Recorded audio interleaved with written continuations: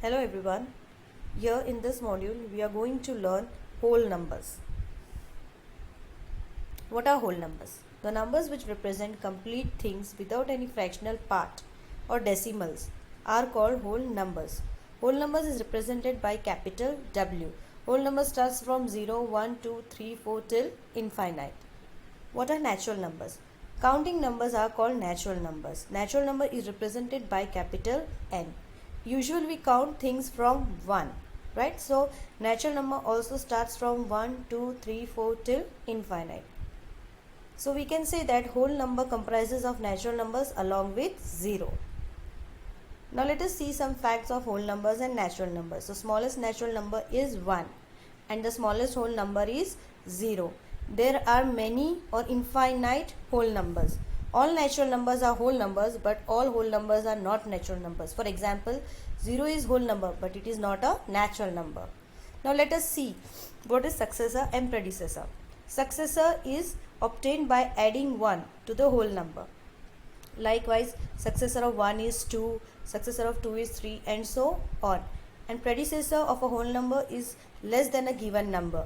So predecessor of 1 is 0, of 2 is 1, but the whole number 0 does not have any predecessor.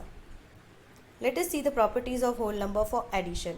Here first of all we will see closure property. Closure itself means enclosed or closed within. If we add two whole numbers, the answer also is a whole number. Then we say that addition supports closure property. Let us see the example.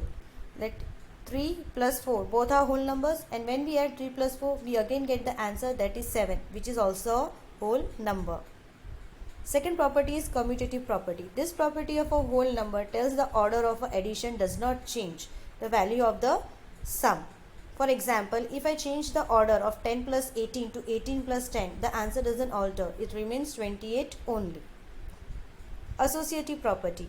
Now here in this property, as you can see the example, 5 is associated with 12. On adding 5 plus 12, we get 17, and 17 plus 10 we get the answer 27.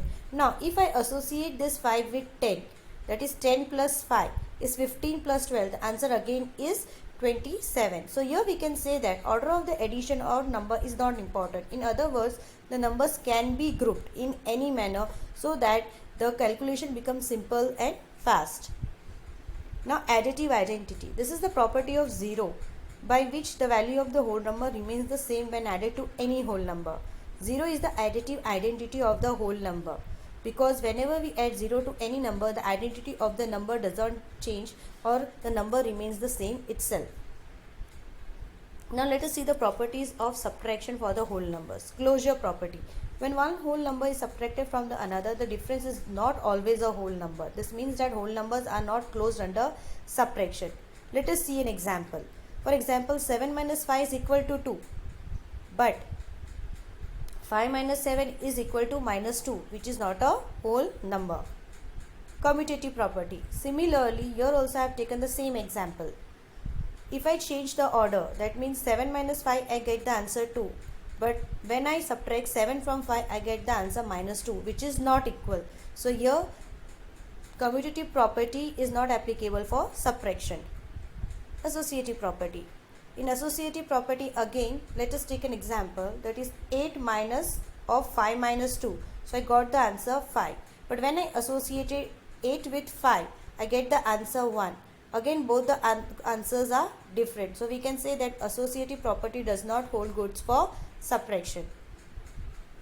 Now let us see the properties of multiplication for the whole numbers. First of all, closure property. Yes, when we take any two whole number and multiply, the answer is also a whole number. That is, along with the question answer, both are obtained from only one set, that is a set of whole numbers. So the whole number is closed under multiplication, we can say.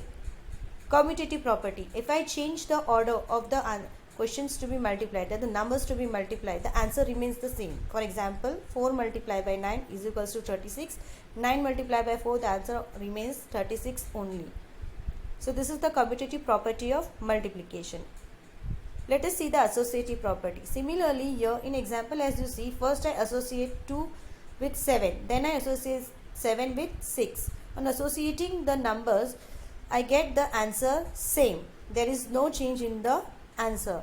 So we can say that associative property of multiplication holds for whole number. Multiplicative identity. When we multiply 1 with any whole number, the product is the number itself. So we can say 1 is the multiplicative identity of the whole number. If w is a whole number here, then w multiplied by 1 is equal to 1 multiplied by w. Multiplicative property of 0. Any number multiplied by 0 is 0. Distributive property of multiplication over addition. Now as you see here, that 10 is distributed to 20 also and 5.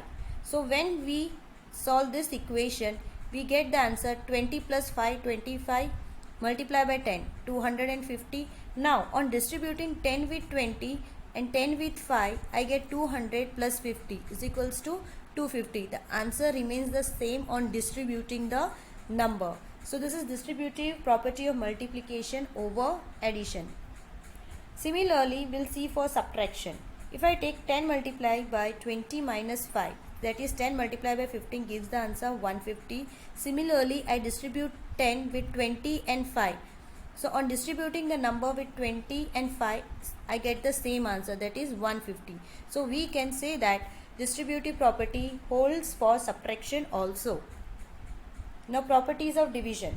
The closure property of division tells that the result of the division of the two whole number is not always a whole number. Whole numbers are not closed under division. As you can see, 14 divided by 7 is equals to 2. But if I divide 7 14 times, I will not get a whole number. Commutative property. Division of the whole numbers is not commutative also. Associative property. Division does not hold for associative property. Yes, you can see here. Division is an inverse process of multiplication. That is, if I divide 36 by 9 times, I get the answer 4. Since 9 multiplied by 4 is 36 itself. Division is a repeated subtraction. Here you can see here 8 divided by 4. So 8 is subtracted 4 times till I get 0. So we can say that after how many moves did we reach 0? In 4 moves. So we write 8 divided by 2 is equals to 4. Now let us solve some questions here. So here they are asking us to multiply 24 by 15 by using a property. Here I will apply distributive property. I have distributed this number into 10 plus 5 and I am distributing 24 over 10 and 5. So 24 multiplied by 10 and 24 multiplied by 5. Yes. So 24 multiplied by 10 is 240 and 24 multiplied by 5 is 100. So on adding I get the answer 340. Similarly, I am solving the another question by distributive property over subtraction. As it is already given in the question, I am just taking 121 as a common. On taking 121 as a common, 18 minus 8 remains. So 18 minus 8 is 10. So 121 multiplied by 10 gives the answer 1210. Question number 3 is given 14 plus 17 plus 6. Yes. Now if I add from simple method without using any property, that means 14 plus 17, 31 plus 6 is equals to 37. Now here I am using associative property. I am grouping the addends in convenient way as to solve the question quickly. 14 plus 6 is 20, 20 plus 17 is 37. So here you have used a combination of associative as well as commutative properties for addition. So do you think using the commutative and associative property has made the calculation easier? Of course, yes. Next question. As you can see, 8 multiplied by 1769 multiplied by 125 is given.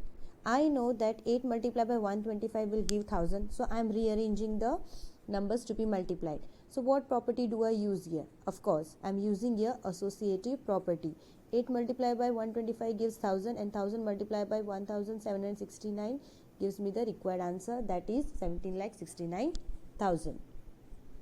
Now division algorithm. If a is a whole number is divided with a non-zero whole number, that is b, then there exists unique whole number, that is q and r, such that a is equals to V multiplied by Q plus R, where A is a dividend, B is a divisor, Q is a quotient and R is the remainder. So we can say that dividend is equals to divisor multiplied by quotient plus remainder, and this is called division algorithm.